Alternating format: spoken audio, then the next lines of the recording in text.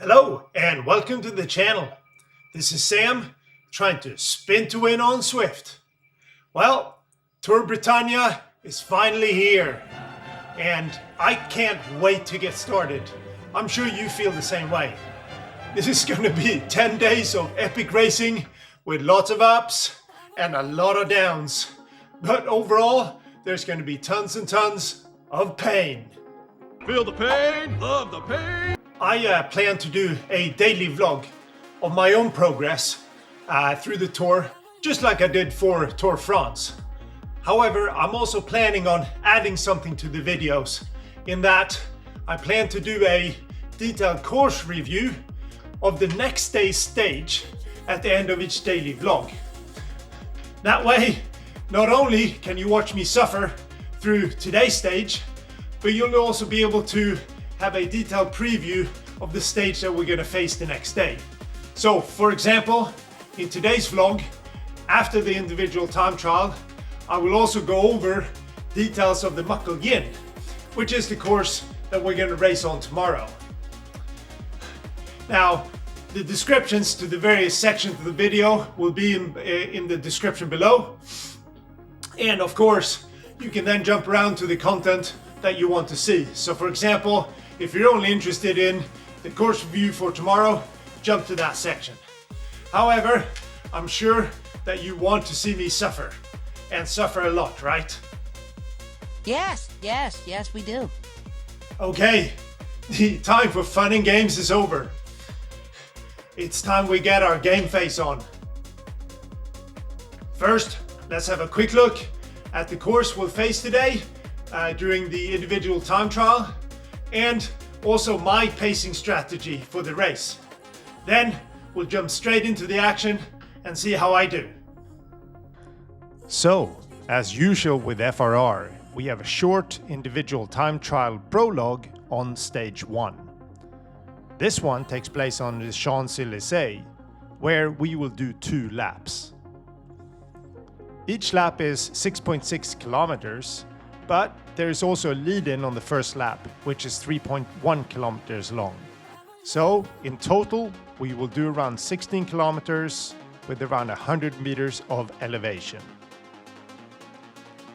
Apart from the overall setting of the course, which I think is awesome, the main feature is the 1.3 kilometer drag up towards the Arc de Triomphe. Now, to create the pacing strategy, we need an indication of how long the effort is likely to take. Swift Insider provides the following estimates for 1 lap plus the lead-in, but we also need to add an estimate for the second lap. Given the lead-in is around a third of a lap, let's just add 2/3 to the Swift Insider estimate. Calculating data. Calculating data. As such, I expect that for me, this effort is going to take around 23 or 24 minutes or so, as I will aim to go at a bit over 4 watts per kilo. Now we need to set a power target. For the iTT prologue we did in Tour France, I managed a 325 watt average over 26 minutes. In fact, I set my current 20-minute power record in that race, which still stands at 328 watts. Since this effort is likely to take around 23 to 24 minutes or so, I think I can therefore set my goal a little bit higher. Sounds positively suicidal. So I'm gonna go for broke and try to see if I can manage 335 watts for the duration of the race. The plan will be to go at target pace on the flat section, push a bit harder on the 1.3 kilometer drag I mentioned earlier, and go a little easier on the descent. The plan sounds good, at least in theory. Let's see if I have the legs to execute it. And off we go. Now, individual time trialing does not make the most engaging content, so I am going to speed up the footage quite a bit. For the first couple of minutes, I spend a lot of time looking at my average watts to make sure I don't go too hard. I bet some people don't even need to look, rather they just know from experience how hard they can go. But since I'm a very inexperienced cyclist in general, and time trialists in particular, I have to pay very close attention. And given my target of 335 watts, I do okay for the first 5 minutes or so. As we slow down the footage here right before we hit the first climb, we can see that my average is around 338 watts. But the alarming thing is that my heart rate is quite high already, at close to 170. And when I go over 170, I am starting to run on borrowed time. As planned, I push a bit up the first climb, and as we pass the Arc de Triomphe, my average watts have gone up to 344, and my heart rate is now over 170. Not a good sign. And I can tell I am already starting to feel quite tired. As planned, I do ease off the power on the descent, and at the bottom my average has now dropped to 336, but my heart rate is still at or at above 170. So I keep running deeper into that borrowed time.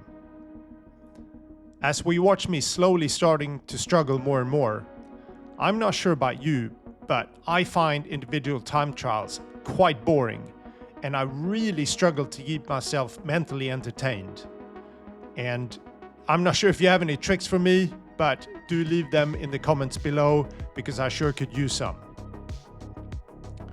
I push up the little bump at around 8.4 kilometers, and this is where the wheels really start to come off.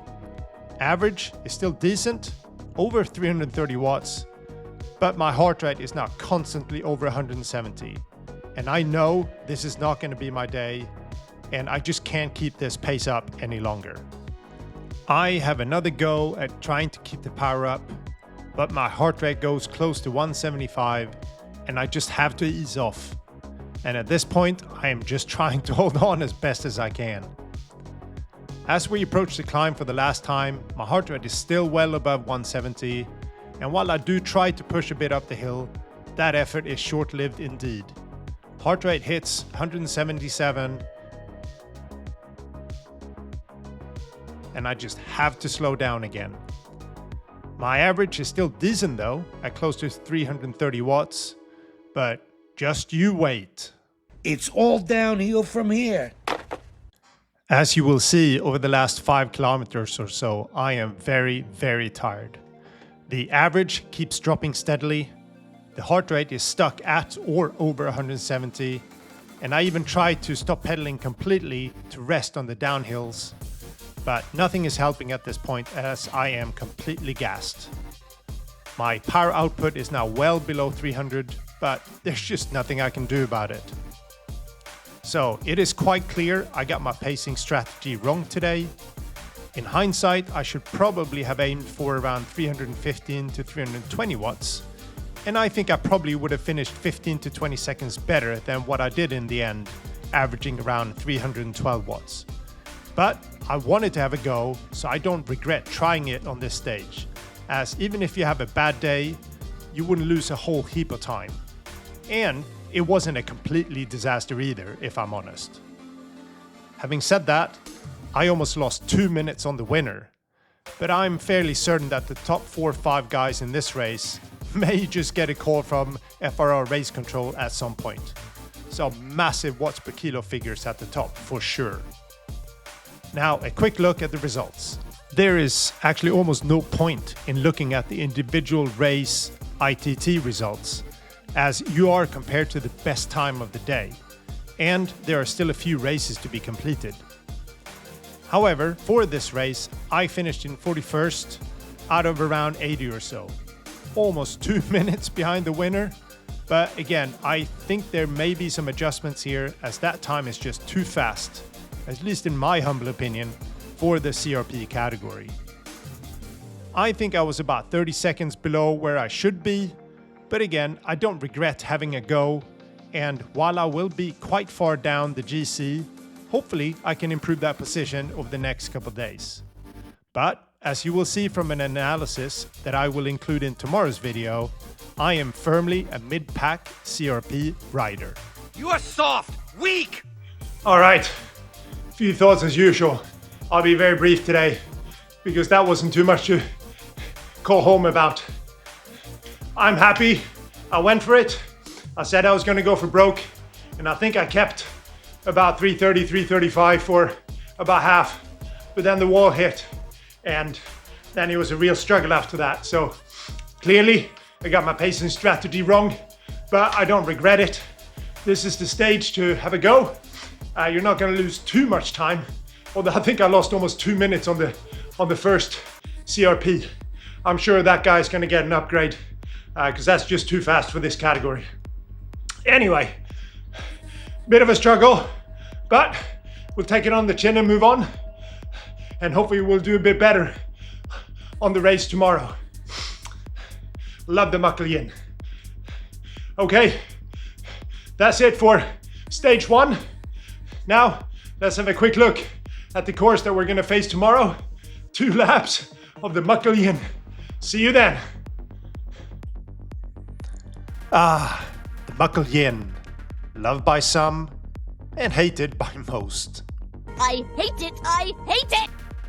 Well, if you hate the Muckle yin, you're out of luck, since we will be doing 2 full laps in tomorrow's stage 2. A total of 48 kilometers with almost 600 meters of elevation. Yep, Tour Britannia has officially kicked off. It is of course difficult to estimate how long the race will take. It will depend on your start pen and of course the way the race itself will unfold. However, Swift Insider estimates the following. As such, given the non-existent lead-in, we can essentially double these figures. And for my start pen with CRP and GHT, I would estimate it will take around an hour and 15 minutes, give or take a few minutes. Given the parkour, which we'll look at in more detail in a second, this is going to be a very tough stage, especially since most riders will still have relatively fresh legs, so I think this is going to be full gas throughout. The Muckle yin is actually one of my favorite courses in Swift, and not just because I live in Scotland. I think it has a bit of everything. Some short punchy climbs, some longer climbs requiring more sustained efforts, steep downhills, and generally lots of places where you can try different tactics. And unlike Tour de France, where at least for most riders, and that certainly included me, Especially you. the tactic was just to hang on to the faster categories as long as possible. However, I do think tactics will be more relevant in Tour Britannia. Yes, there are still 2 categories in each start pen, but I think the rider ability spread, if you will, is now much more narrow, which will help. So tactics is back on the menu, I think, especially if you have some teammates with you. And the Muckle yin will give you ample opportunity to try your luck. The key sections are of course the 2 main climbs, the Sker Summit North and the Sker Summit South. The com for the Summit South is, I think, a bit misleading, as there is a significant climb before the actual com that you really need to count as part of the overall climb. Of course, we go up the Corkscrew and the Breakaway Bray as well a couple of times, and the Clyde Kicker towards the end of the race. And then of course, you needed to do it again for lap 2. Lovely. Nobody said it was going to be easy. While each race will be different, my guess is that in general, the first lap will be really fast, and you just want to hang on to the front group if you can. Inevitably, there will be some separations occurring here, and the Muckle yin is full of places where this can happen if you're not alert. But the main climbs are not that long, some 3 to 4 minutes each, and if you have the legs, I think you really want to go all out on lap 1 to avoid getting dropped, as I suspect the second lap will be a bit slower and more tactical. If you are still in the front for lap 2, then you should almost treat each climb as the finish line, as by now riders are tired and more are likely to get dropped with each bump in the road. So the longer you can hang on, the better you are, even if you do eventually get dropped. And if you got diamond legs on the day, you can either try to go long up the last major climb, or perhaps try another long one from the final Clyde Kicker. Either way, I think this is going to be a fantastic stage. And there will be some significant e-gaps for sure at the end of the race. No doubt about it. Okay, if you made it this far, chapeau. I'm impressed. But on a serious note, if you have any thoughts on the content or the way I'm planning to structure my videos for the FRR Tour Britannia series, please do let me know in the comments below. I certainly listen to the feedback, and if the format or the content is not interesting or good, then I certainly have time to change it. So hopefully going forward it'll be more useful to others. Anyway, I will see you all tomorrow on the Muckle Yin for a really tough one. This is Sam, trying to spin to win on Swift, and I'll see you in the next one.